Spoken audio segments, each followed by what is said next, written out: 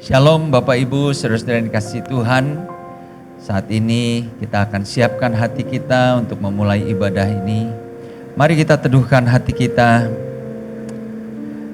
Dengan hati penuh ucapan syukur kami memulai ibadah kami ini dengan satu keyakinan bahwa pertolongan kami datang daripada Tuhan yang menjadikan langit dan bumi dengan segala isinya dan yang di dalam kasih setianya tidak pernah meninggalkan kami karya ciptaan tangan-Mu.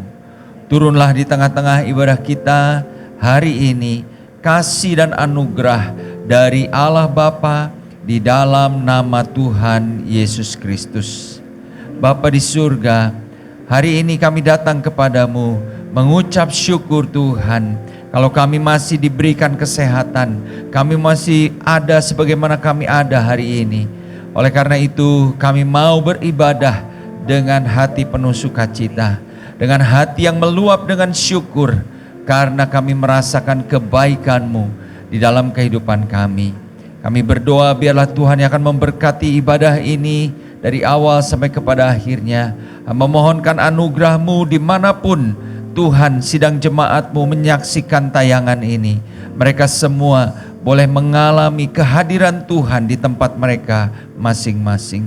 Berbicaralah Roh Kudus, beracaralah di tengah-tengah ibadah ini. Dalam nama Tuhan Yesus kami berdoa. Amin. Amin. Shalom Bapak Ibu Saudara yang dikasihi Tuhan. Dimanapun Bapak Ibu Saudara berada, kami mau ucapkan selamat beribadah, Happy Sunday, dan salam sehat dari kami semua. Mari saat ini kita mau memuji Tuhan, karena Dia Allah kita yang kudus, layak kita sembah, layak kita tinggikan.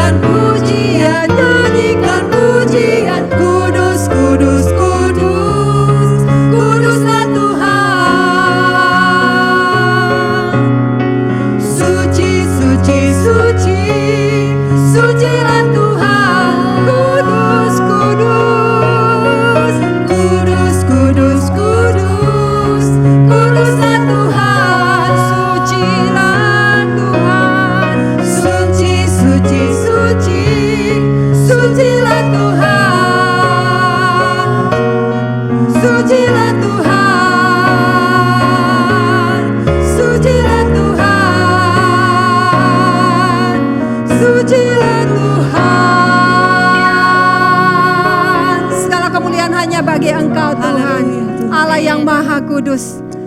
Biarlah setiap kami Tuhan datang menghampiri Engkau dengan penuh kekudusan. Saat ini kami mau menghampiri hadirat-Mu Tuhan. Haleluya.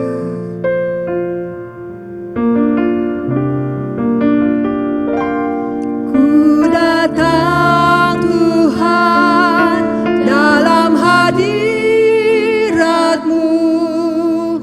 berhiaskan kekudusan. Seluruh surga sujud menyembah-Mu.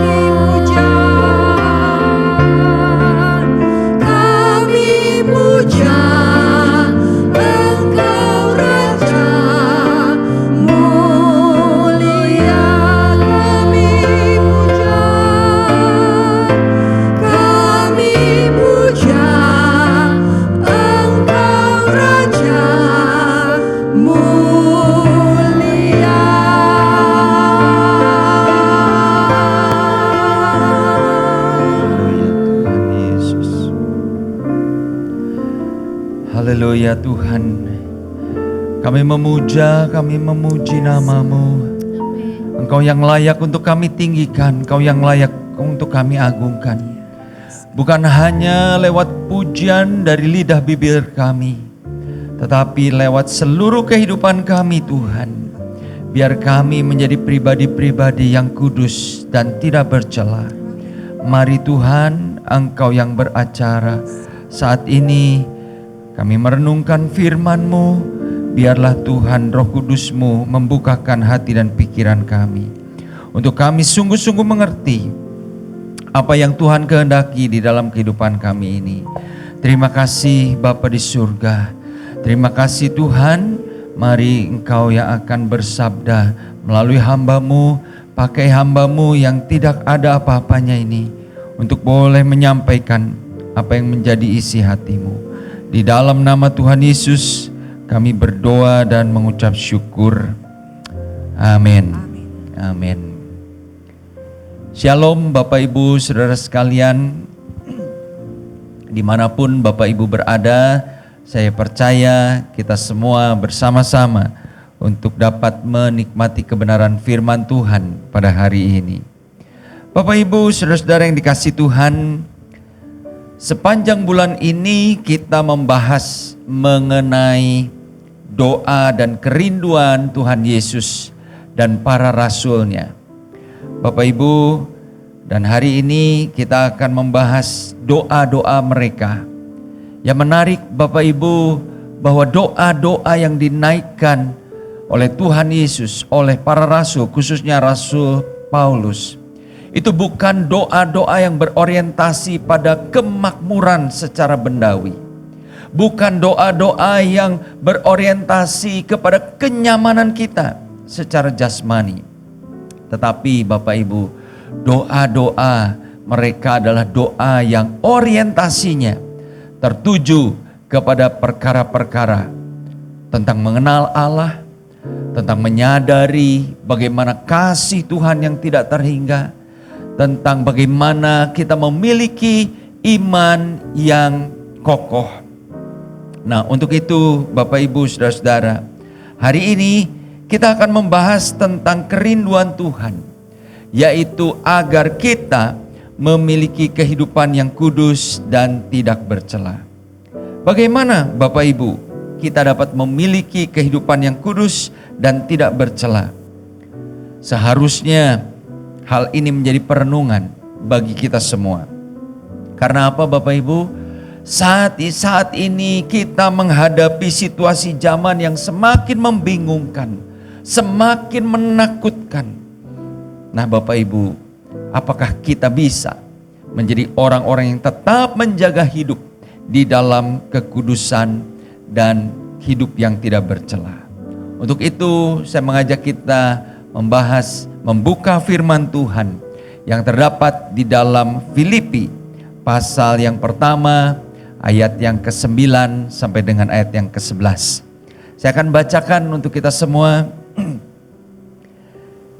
Firman Tuhan berbunyi demikian, dan inilah doaku, semoga kasih-Mu makin melimpah dalam pengetahuan yang benar dan dalam segala macam pengertian, sehingga kamu dapat memilih apa yang baik, supaya kamu suci dan tak bercacat menjelang hari Kristus, penuh dengan buah kebenaran yang dikerjakan oleh Yesus Kristus untuk memuliakan dan memuji Allah. Bapak Ibu Saudara-saudara yang dikasihi Tuhan, banyak orang memulai sesuatu dengan baik, tetapi di tengah jalan mulai tersendat dan akhirnya menjadi mandek. Demikian juga dengan kehidupan orang-orang percaya. Ada banyak orang Kristen memulai perjalanan imannya dengan begitu bersemangat. Imannya begitu berkobar-kobar. Tetapi di tengah jalan, ketika pergumulan datang, ketika tantangan, kesulitan menerpa, iman mereka mulai terseok-seok, bahkan pada akhirnya berhenti total. Nah Bapak Ibu, ini menjadi satu tantangan Jangan sampai kita menjadi orang-orang yang seperti itu. Amin. Jangan sampai dulu kita setia, dulu kita hidup mengasihi Tuhan, dulu kita hidup berpegang kepada perintah-perintahnya, tetapi hari-hari ini kita menjadi orang-orang yang tidak peduli dengan perkara-perkara rohani. Bapak Ibu, jangan sampai kita menjadi orang-orang yang seperti itu. Kita dituntut, kita diajak untuk kita tetap hidup di dalam kekudusan dan kebenaran.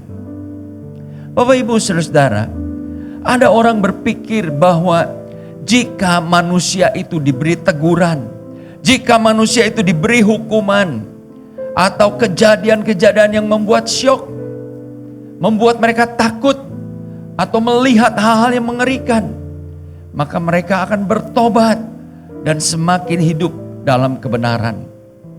Bapak Ibu Saudara-saudara, hari-hari ini kita menyaksikan bahwa di tengah-tengah pandemi yang sedang kita alami ini, ternyata khususnya di bangsa kita, berbagai tempat, berbagai wilayah di bangsa kita mengalami bencana.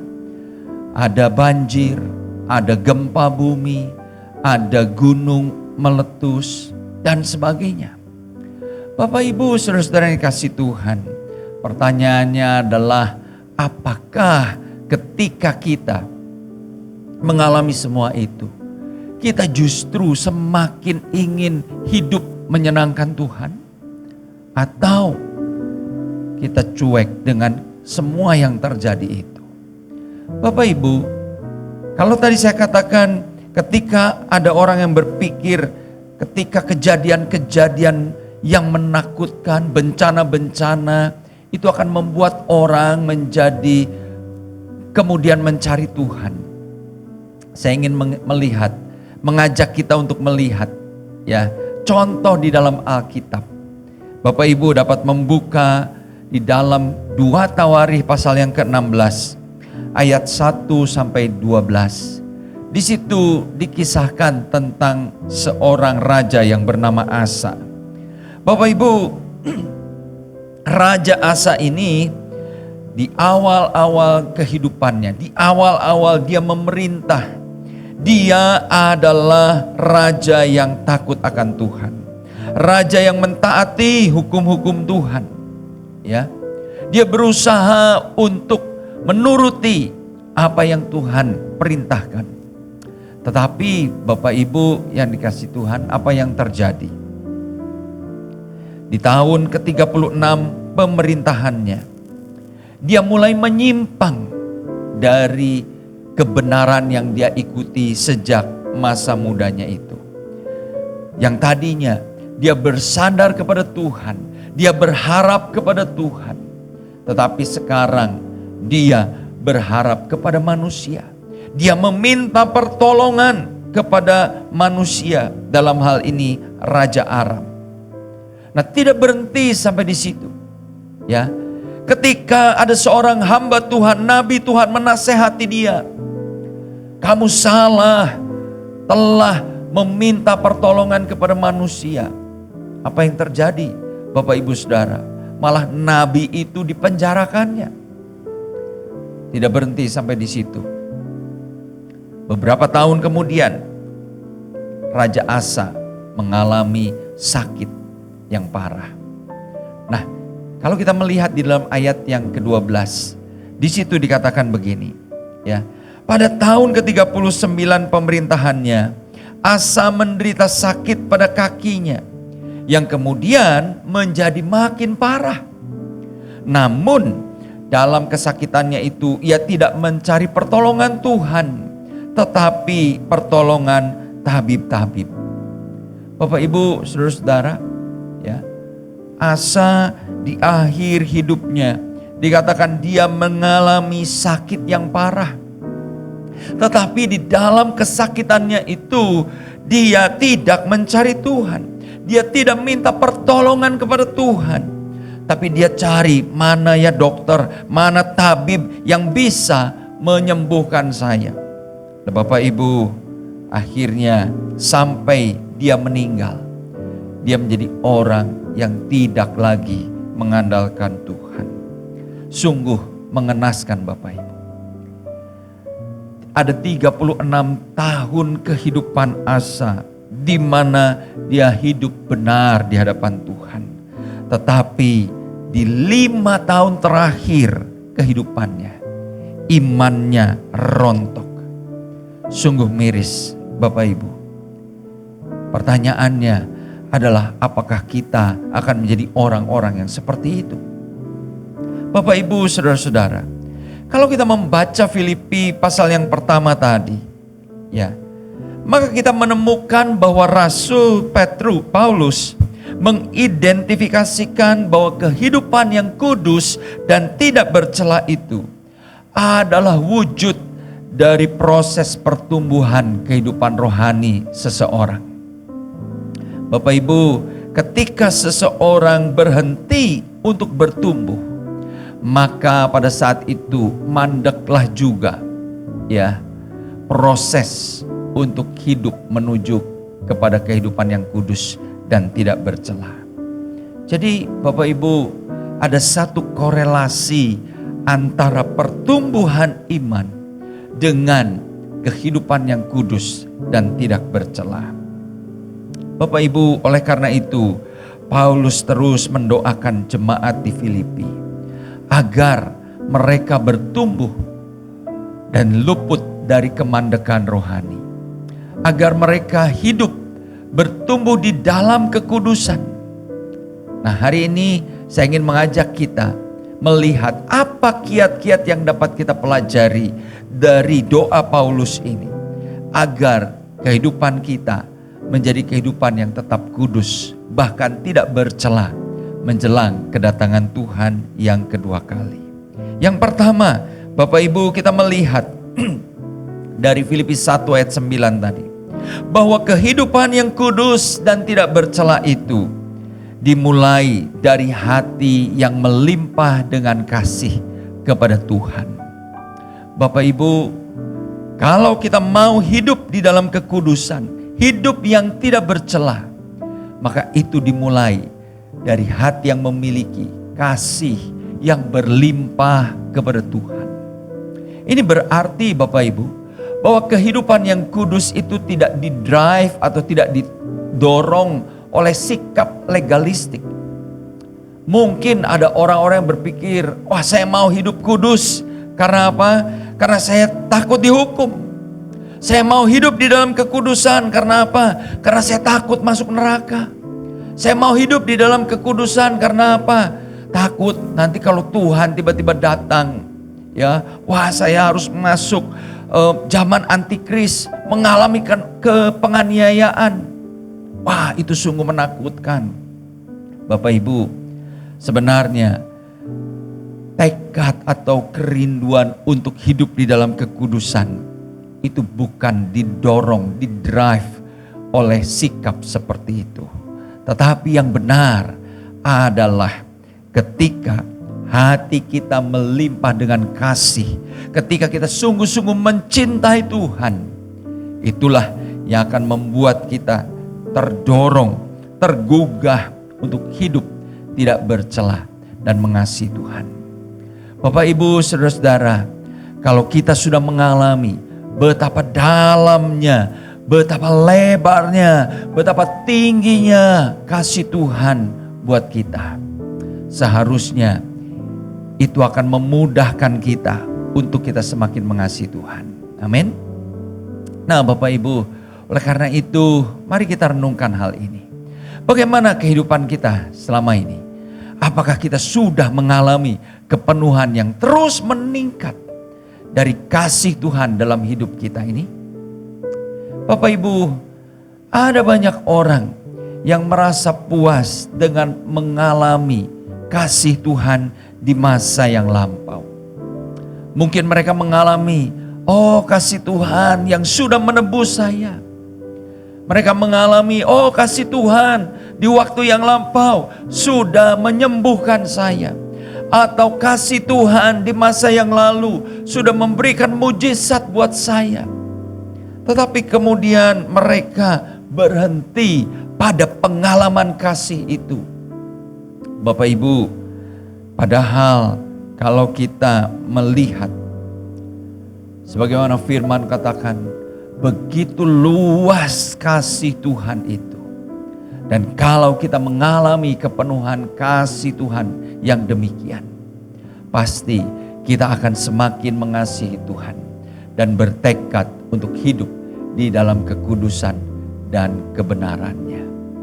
Jadi Bapak Ibu, saudara-saudara yang dikasihi Tuhan, mari kita belajar, kita menghayati kasih Tuhan yang akan membangkitkan kasih yang melimpah kepada Tuhan dari diri kita.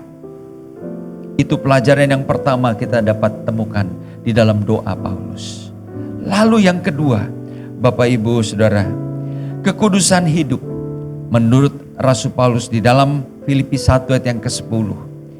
Dikatakan kekudusan hidup bermuara dari pengetahuan dan pengertian rohani yang semakin bertumbuh.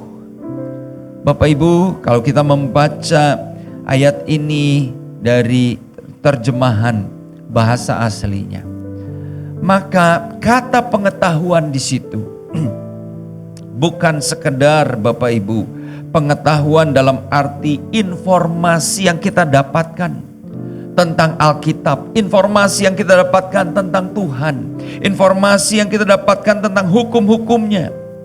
Tetapi pengetahuan yang dimaksud di dalam ayat yang ke-10 itu berbicara tentang pengetahuan yang kita alami dari apa yang kita baca. Pengetahuan yang merupakan pengenalan kita kepada Tuhan. Bapak Ibu saudara-saudara, ini menjadi sesuatu yang penting. Ada banyak orang tahu banyak tentang kekristenan, tahu banyak tentang firman Tuhan, tahu banyak tentang hukum-hukum Tuhan, tetapi mereka tidak berpengalaman dengan kebenaran firman Tuhan itu. Sejauh mana Bapak Ibu kita sudah mengenal Tuhan? Sejauh mana kita sudah semakin mengerti untuk menerapkan firman Tuhan itu di dalam kehidupan kita sehari-hari? Bapak Ibu, di dalam kehidupan kita ada banyak hal yang mungkin kita tahu, tetapi kita tidak mengerti kegunaannya.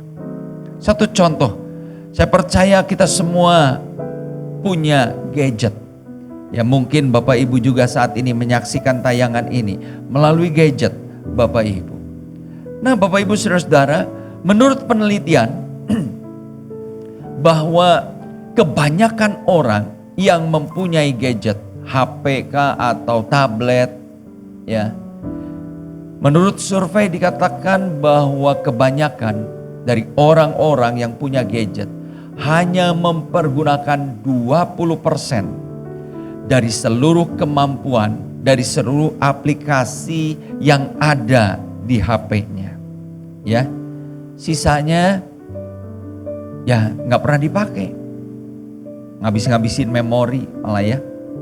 Kenapa Bapak Ibu? Karena kita tidak mau ngulik untuk semua fungsi yang kita punya di dalam HP kita. Betul nggak Bapak Ibu?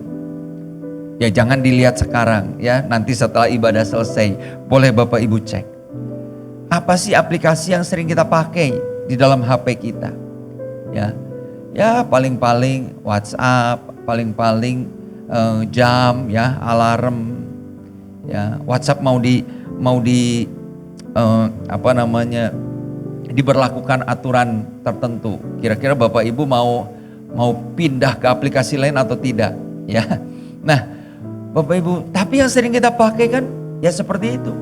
Ya mungkin ada Facebook, ada Instagram, ada YouTube dan lain sebagainya. Tetapi mungkin di HP kita ini ada banyak aplikasi-aplikasi lain yang banyak manfaatnya tapi kita tidak pernah pakai. Nah Bapak Ibu saudara-saudara, saya ingin katakan demikian juga dengan Alkitab kita. Sebenarnya ada begitu banyak prinsip dan kebenaran yang dapat membuat kita bertumbuh dan semakin serupa di dalam kekudusan Tuhan Yesus. Tetapi sayangnya adalah kita tidak pernah menggalinya. Kita tidak pernah mencari, mengetahuinya. Sehingga semua harta karun itu yang terdapat di dalam Alkitab terkubur atau tersimpan dalam-dalam tanpa pernah kita tahu. Dan itu sebabnya rohani kita menjadi mandek. Pertumbuhan kita menuju kekudusan hidup menjadi mandek. Oleh karena itu Bapak Ibu Saudara-saudara, mari kita kenali firman Tuhan secara mendalam. Dan melalui pertolongan Roh Kudus-Nya, saya percaya kita akan dimampukan untuk memahami, untuk mengerti, dan melihat bagaimana firman itu bekerja di dalam kehidupan kita. Selanjutnya Bapak Ibu dikatakan bahwa kalau kita mau menggali firman Tuhan itu, mau bertumbuh di dalam pengenalan firman Tuhan itu, kita bukan hanya hidup di dalam kekudusan dan hidup tidak bercela, tetapi dengan demikian katanya, kita dapat memilih apa yang baik. Kita dapat dengan hikmat Tuhan membedakan mana yang baik, mana yang salah, mana yang seharusnya kita lakukan, mana yang tidak sepatutnya kita lakukan. Bapak Ibu, kehidupan yang selaras dengan firman Tuhan akan menghasilkan kehidupan yang berintegritas dan memuliakan Dia. Sehingga orang-orang di sekitar kita dapat melihat bahwa kehidupan kita sungguh berbeda. Dan hal itu membawa mereka menjadi orang-orang yang kemudian memuliakan Tuhan. Bapak Ibu Saudara-saudara yang kasih Tuhan, kekudusan kita itu bukan sesuatu yang tersimpan hanya di dalam hati dan jiwa kita. Tetapi saya ingin katakan, kekudusan kita harus selalu dapat dilihat oleh orang-orang lain, oleh orang-orang di sekitar kita. Sama seperti yang tertulis di dalam 1 Petrus pasal yang kedua ayat 11 sampai 12. Di situ dikatakan, saudara-saudaraku yang kekasih, aku menasihatkan kamu supaya sebagai pendatang dan perantau, kamu menjauhkan diri dari keinginan-keinginan daging yang berjuang melawan jiwa. Milikilah cara hidup yang baik di tengah-tengah bangsa bukan Yahudi, supaya apabila mereka memfitnah kamu sebagai orang-orang durjana, mereka dapat melihatnya dari perbuatan-perbuatanmu yang baik dan memuliakan Allah pada hari Ia melawat mereka. Bapak Ibu Saudara-saudara, kehidupan yang baik akan dinyatakan untuk pada akhirnya membawa kemuliaan bagi Allah Bapa kita. Bapak Ibu Saudara-saudara, berapa banyak di antara kita yang pernah kecewa melihat orang-orang yang katanya Kristen, yang katanya hamba Tuhan, tetapi kemudian nipu atau bisnisnya dijalankan dengan cara-cara yang kotor, atau ternyata kita mendapati mereka berselingkuh. Bapak Ibu, saya percaya ketika kita melihat seperti itu, seringkali hati kita miris, hati kita sedih. Karena apa? Karena kehidupan mereka tidak seperti yang seharusnya, tidak menghasilkan buah-buah kebenaran. Bapak Ibu, saya ingin katakan bahwa ketika kehidupan keseharian kita serasi dengan sifat kekudusan Allah yang ada di dalam kebenaran firman-Nya, saya percaya niscaya kehidupan rohani kita akan mengalami dinamika yang menggairahkan. kehidupan kita akan penuh dengan buah-buah kebenaran. Seperti yang dikatakan di dalam Filipi 1 ayat yang 11 tadi. Dan semua itu pada akhirnya akan membawa pujian dan kemuliaan bagi Allah. Bapak, Ibu, saudara-saudara, sama seperti yang Paulus rindukan bagi jemaat di Filipi, demikian juga ini yang menjadi kerinduan kita. Ini yang menjadi kerinduan saya, agar jemaat dapat semakin hidup di dalam kekudusan dan kebenaran. Di hadapan kita ada perjamuan yang kudus, yang mengingatkan bahwa kita telah ditebus oleh darah yang mahal, bukan dengan barang yang fana. Oleh karena itu, mari jangan sia-siakan pengorbanan Tuhan. Mari milikilah kasih yang semakin melimpah di dalam hati kita kepada Tuhan. Mari kita mau terus belajar firman Tuhan. Mari kita mau terus mengenal Tuhan dengan benar, sehingga hidup kita semakin kudus dan tidak bercela. Amin. Sebelum kita mengambil bagian di dalam perjamuan ini, mari saya mengajak kita menyanyikan satu pujian.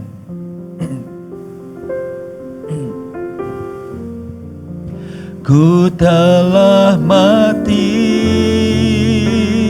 dan tinggalkan cara hidupku yang lama. Semuanya sia-sia dan tak berarti lagi. Hidup ini ku letakkan pada mezbah-Mu ya Tuhan. Jadilah padaku seperti yang Kau ingini. Sekali lagi katakan, ku telah mati dan tinggalkan cara hidupku yang lama. Kalau kita sudah ditebusnya, Bapak Ibu Saudara-saudara, panggilan Tuhan, kerinduan Tuhan, supaya kita hidup kudus dan tidak bercela di hadapan. Mari bawa hidup kita, letakkan di mezbah. Jadilah Tuhan seperti yang Engkau inginkan, seperti yang Engkau rindukan, supaya kami boleh menjadi pribadi-pribadi yang memuliakan nama-Mu. Terima kasih Tuhan, terima kasih Tuhan. Mari kita berdoa. Bapa di surga, hamba-Mu sudah berhenti berbicara, tetapi hamba percaya Roh Kudus yang terus bekerja di dalam hati kami masing-masing. Di hari-hari, di akhir zaman ini Tuhan, biar kami tidak hanya berfokus kepada perkara-perkara duniawi. Kami tidak hanya berfokus kepada kesenangan-kesenangan hidup, kenyamanan hidup, tetapi kami mau berfokus bagaimana hidup kami kudus dan tidak bercela di hadapan-Mu. Tolong kami Tuhan, tolong kami Roh Kudus, biar firman ini boleh meneguhkan kami. Terima kasih Bapa. Di dalam nama Tuhan Yesus kami berdoa. Amin. Bapak Ibu, setelah minggu yang lalu diwartakan, maka hari ini kita akan bersama-sama mengambil bagian di dalam perjamuan kudus. Perjamuan kudus adalah perintah Tuhan sendiri, sebagaimana tercantum dalam 1 Korintus 11 ayat 23 sampai 26, yaitu agar kita memperingati korban sengsara Tuhan sampai Ia datang pada kali yang kedua. Perjamuan kudus menjadi tanda perjanjian baru dari kasih Allah. Pada waktu kita nanti menerima roti yang dipecahkan, yang membayangkan tubuh Tuhan yang hancur, cawan air anggur yang membayangkan darahnya yang tercurah, kita diingatkan demikianlah harga yang mahal yang Tuhan berikan untuk menebus dan mengampuni dosa kita. Perjamuan kudus juga adalah perjamuan persekutuan, sehingga kita boleh diperdamaikan kembali dengan Tuhan dan dengan sesama. Dan kehidupan Tuhan Yesus menjadi nyata dalam hidup kita dari hari ke hari. Firman Tuhan mengingatkan kepada kita untuk kita boleh memeriksa diri kita. Oleh karena itu, mari saat ini kita datang kepada Tuhan.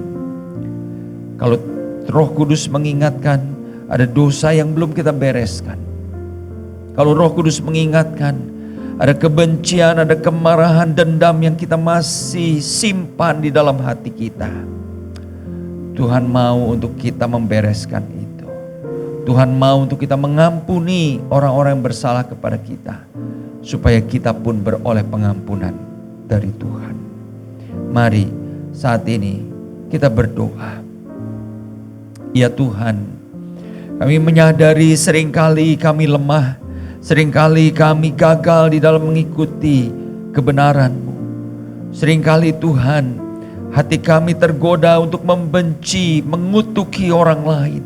Mungkin itu adalah keluarga kami sendiri, mungkin itu adalah pasangan kami, mungkin itu adalah anak kami, orang tua kami. Tuhan, kami mohon pengampunan-Mu. Layakan kami Tuhan, sucikan dan tahirkan kami, sehingga kami berkenan untuk menerima persekutuan tubuh dan darah Tuhan. Dan kami boleh menerima berkat.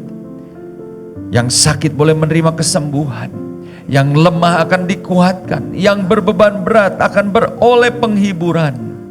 Karena kami percaya ada kuasa melalui persekutuan tubuh dan darah Tuhan ini. Terima kasih Tuhan. Kami berdoa di dalam nama Tuhan Yesus. Haleluya. Amin. Bapak Ibu Saudara di rumah yang telah mendapatkan perjamuan kudus ini, inilah tubuh Tuhan yang telah dihancurkan karena dosa-dosa kita, dan darahnya yang tercurah di atas kayu salib menebus kita dari kutuk dosa dan maut. Siapkan hati kita untuk menerima perjamuan kudus ini.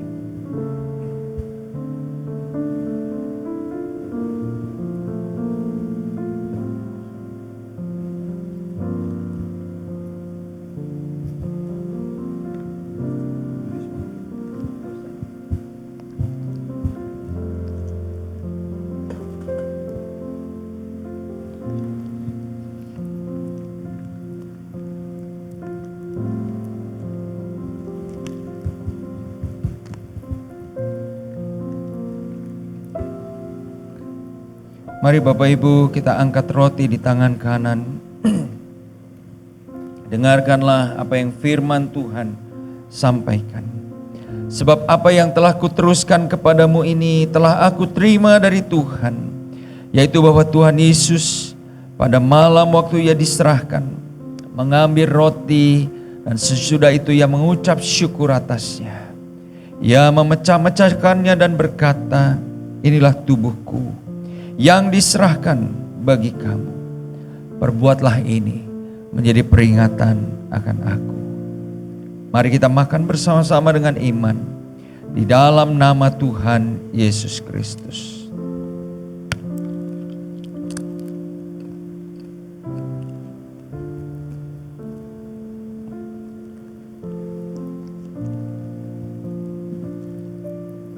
Terima kasih Tuhan.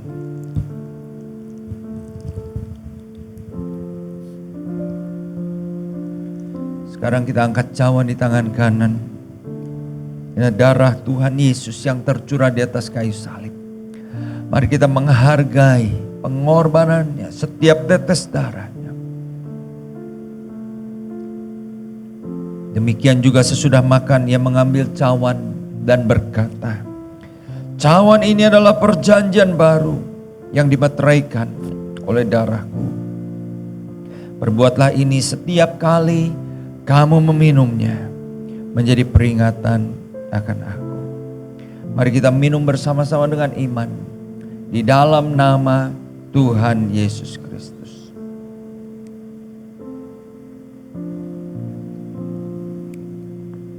Haleluya. Mari ucapkan terima kasih Tuhan. Terima kasih Tuhan, kami percaya ketika Tuhan melayakkan kami untuk mengambil bagian di dalam perjamuan kudus ini. Kami terima dengan iman kesembuhan. Kami terima dengan iman kekuatan dan kemenangan untuk menjalani kehidupan kami sepanjang 1 bulan mendatang. Kami percaya Engkau yang akan memberikan kekuatan kepada kami semua. Terima kasih Tuhan, sehingga kami boleh hidup sesuai dengan apa yang Tuhan kehendaki. Kami boleh menjadi pelaku-pelaku firman-Mu. Terima kasih Bapa. Demi nama Tuhan Yesus, kami berdoa dan mengucap syukur. Amin. Baik Bapak Ibu, sebentar kita akan menyaksikan warta jemaat. Shalom Bapak Ibu Saudara sekalian, sebelum kita mengakhiri ibadah ini, ada beberapa pengumuman yang perlu menjadi perhatian kita bersama. Pertama, sidang jemaat dapat mengikuti ibadah live streaming melalui YouTube channel GIA Maleer yang dimulai sejak pukul 7 pagi setiap minggunya. Atau, sidang jemaat juga dapat mengikuti siaran rekaman ibadah melalui Radio Maestro 92,5 FM setiap hari Minggu pukul 12.15. Kedua, kami kembali mengundang sidang jemaat untuk mengikuti ibadah doa fajar secara online melalui aplikasi Zoom yang diadakan setiap hari Sabtu mulai pukul 5:30 sampai dengan 6:30 pagi. Bapak Ibu yang akan mengikutinya dapat menghubungi sekretariat untuk mendapat Zoom meeting ID dan passwordnya. Yang ketiga, ibadah remaja atau youth gereja kita mengundang rekan-rekan pelajar SMP, SMA, dan mahasiswa untuk dapat mengikuti ibadah live streaming di channel YouTube RBK GIA Maleer setiap hari Minggu pukul 9:30 pagi, kecuali minggu keempat. Jemaat dapat klik link website atau scan QR code yang terdapat di layar LCD. Selanjutnya, bagi Bapak Ibu Saudara yang terbeban untuk mendukung pekerjaan Tuhan melalui gereja ini, Bapak Ibu Saudara dapat mentransfer ke rekening Gereja Isa Almasih di Bank Sentral Asia dengan nomor dan nama yang tertera di layar LCD. Atau jemaat juga dapat memberikan persembahannya melalui dompet digital seperti BCA Mobile, Sakuku, OVO, GoPay, Dana, dan sebagainya. Caranya, Bapak Ibu Saudara tinggal men-scan kode QR seperti yang tercantum di layar, lalu masukkan jumlah nominal persembahannya. Happy Sunday and God bless you. Baik Bapak Ibu, mari kita mengakhiri ibadah ini di dalam doa. Terima kasih Tuhan untuk pimpinan-Mu di dalam ibadah kami hari ini. Kami bersyukur Tuhan untuk kebenaran firman-Mu yang boleh kami terima.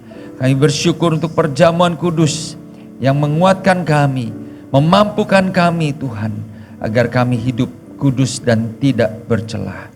Hamba-Mu berdoa memberkati setiap sidang jemaat-Mu di dalam aktivitas mereka sepanjang minggu yang akan datang. Kiranya Tuhan yang akan memimpin menyertai mereka. Mereka yang bekerja, mereka yang berusaha, Tuhan Engkau yang memberkati segala sesuatu yang dikerjakan oleh tangan mereka. Bagi setiap keluarga-keluarga, hamba berdoa ada damai sejahtera, kasih dan kerukunan. Hamba juga berdoa untuk anak-anak kami. Kiranya Tuhan memberikan hikmat dan semangat belajar di masa-masa mereka harus melakukan pembelajaran jarak jauh ini. Ada kasih karunia Tuhan menolong mereka semua. Terima kasih Tuhan, kami mengucap syukur. Di dalam nama Tuhan Yesus kami berdoa. Mari Bapak Ibu Saudara, kita mau angkat kedua tangan kita. Arahkan hati kita kepada Tuhan untuk menerima berkat-berkat-Nya. Tuhan memberkati engkau dan melindungi engkau. Tuhan menyinari engkau dengan wajah-Nya dan memberi engkau kasih karunia. Tuhan menghadapkan wajah-Nya kepadamu dan memberi engkau damai sejahtera. Demikianlah kasih sayang dari Allah Bapa kita, anugerah dari Tuhan Yesus Kristus, serta persekutuan bersama Roh Kudus menyertai kita sekalian mulai saat ini sampai Maranatha, Tuhan Yesus datang yang kedua kalinya. Sama-sama kita katakan amin. Segala kemuliaan hanya bagi